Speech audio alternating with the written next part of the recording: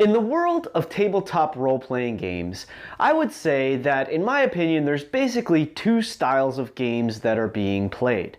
One, where the primary focus is more on action and combat. The other, where the primary focus is more narrative or story-based.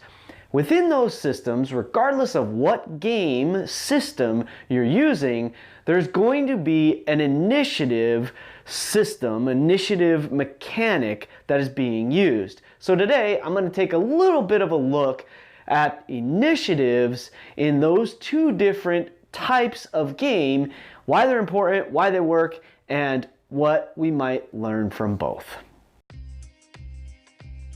Really quickly, before I start talking about initiative as it applies to combat and action-oriented games versus really story-based or narrative-based games and sort of where they intersect, I have to do two things. There's kind of a couple milestones that I need to celebrate and say thank you about and so forth. So here we go real quick before we get into initiative. The first is a milestone that today this is DnDaily vlog number 333, which feels really good. It's a cool number to just say, hey, 333. And also, we're just getting so close to 365, as you may know. I set a goal for myself to record and post one vlog every day for one entire year, and here we are talking about Dungeons and Dragons and RPGs on the 333rd day. That means there's only 32 days left. I will continue, of course, making videos after that. However, that is the first goal. And the finish line is now in sight, which feels amazing. And on top of that, last night, the YouTube channel here, hit 200 subscribers. I'm so grateful about that, and I just really wanted to say thank you to each and every one of you that has chosen to subscribe. If you're not subscribed, by all means, please consider doing so. Hit the like and hit the bell and all that good stuff, right? You know about that. If you hit the bells, you can get notifications every time one of the vlogs goes live. So let's talk about initiative, shall we?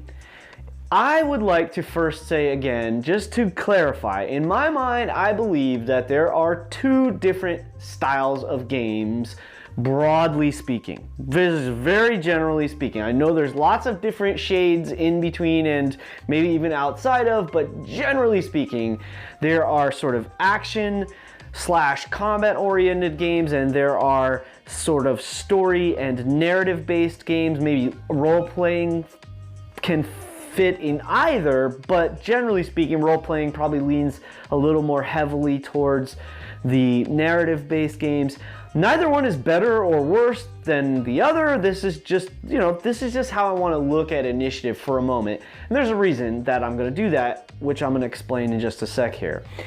So in those two realms, let's use D&D as the example of the more combat-oriented game, because generally speaking it is. Now, I know, because I love them, lots of Dungeons and Dragons games are very heavily narrative, very heavily story-based, role-playing based games. That's because it varies from table to table. This sort of balance between the two styles is going to vary from one table to the next. On the other side of the table, if you will, I'm going to use the Fantasy Flight Games Star Wars Edge of the Empire game system, because that's what I'm playing in, as you may already know, over on Tabletop Galaxy on every other Wednesday night.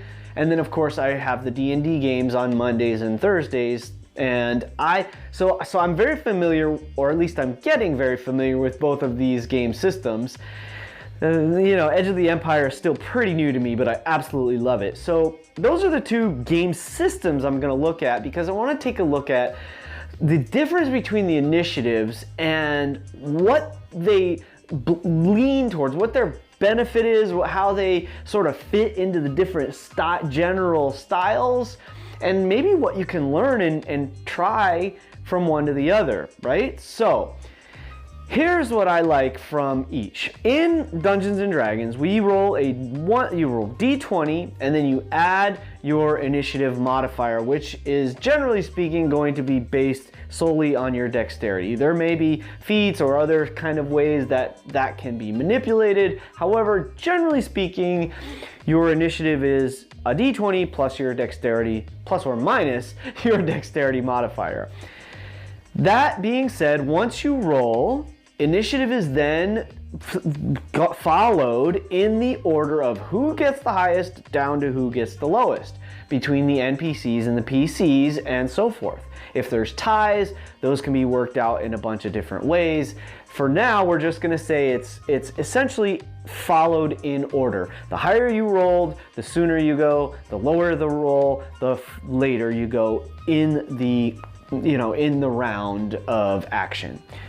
On the other side, we have the Edge of the Empire, the Fantasy Flight game system style, where in that game, we roll based on one of two of your skills. Either you roll cool or you roll vigilance. Now, depending on which is better, you may have, better boosts and so forth, better, stats and such.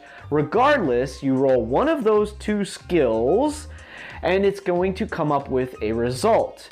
Now, within that system, the dice are totally different, right? So there are 3 positive aspects and 3 negative aspects. They can cancel each other out and so forth. I've talked about that in other videos. The Genesis system follows the same set, so maybe I'll link one of those up there. You can check that out later.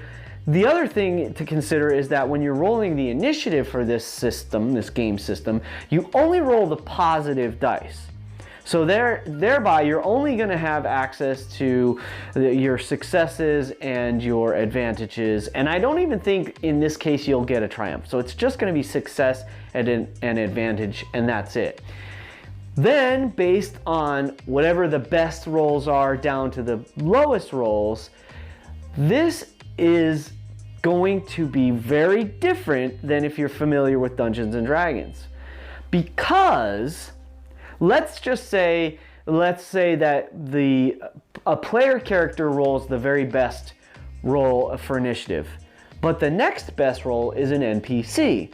And then let's say for the sake of convenience, it just goes back and forth. So PC, NPC, PC, NPC, and so on. In this game set, I'm just using left and right, whatever, it's totally meaningless, but I want to try to keep them separated for us in this discussion. So this side, we're talking about narrative-based games, and we're talking about the Fantasy Flight game system, Edge of the Empire. If on this side, it doesn't matter who rolls what, all we care about is whether it's a PC or an NPC, because each of those slots can then be used by anyone on either side. So the very first slot in the initiative we said is a PC, player character. That person can be any one of the players. So if there's 4 players at the table, any one of those 4 players can take that first player character slot. So if you have a great idea like, ooh, let me go first, then you can jump into that slot. Then it's going to be an NPC. It could be any one of the NPCs, and then it's going to come back to the player characters. So since you've already acted, one of the other players, maybe me if I'm one of the player characters, we get to act, and so on down through the initiative order. So it's super different. It's totally and completely different than Dungeons and Dragons, where once you roll your initiative, you're sort of locked into that position, right? There's slight modifiers, you can hold your action and so forth, but generally speaking, once the initiative is rolled, that is just the order that things proceed. Now, that being said, now we've established how they work. Now I'm going to explain, in my opinion, why they are perfectly suited to the different game types and maybe game systems. For sure, the game types. So in a combat and action-oriented game, having the initiative be based on how skillful you are at doing the thing you do, with a little bit of random chance, the D20, I think that makes a lot of sense. So if all things are, let's say, baseline, if all things are even, there's no random chance, it makes sense that the person that is the quickest should act first. That makes sense. The random chance, the die, the D20, gives us that sort of element of like, well, were you paying attention? Were you distracted? How quickly do you recognize the situation and then decide what to do, and so forth. That's kind of cool. And keeping it locked in makes sense because, again, whoever is going to be the quickest to act, it makes sense that they should continue to be quickest to act, sort of because they get the momentum, right? Now let's look at the narrative side. On the narrative side, it makes sense that we decide and determine who is going to act in what order based on like what feeds the story. What's the coolest thing that should happen, right? And so it's a lot more loose and relaxed. There still is an order that it's going to follow.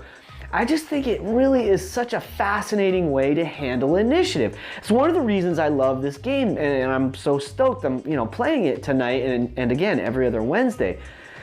It really leads and lends itself to this narrative type of game. I love both. I love combat-focused and action-focused games. I totally enjoy that. I love the narration and the role-playing that gets involved in Dungeons & Dragons as well. I love narrative-style games. I love role-playing and so forth. I love the story that gets developed in like Edge of the Empire, Star Wars, and so forth, where there's some really cool combat stuff that also happens.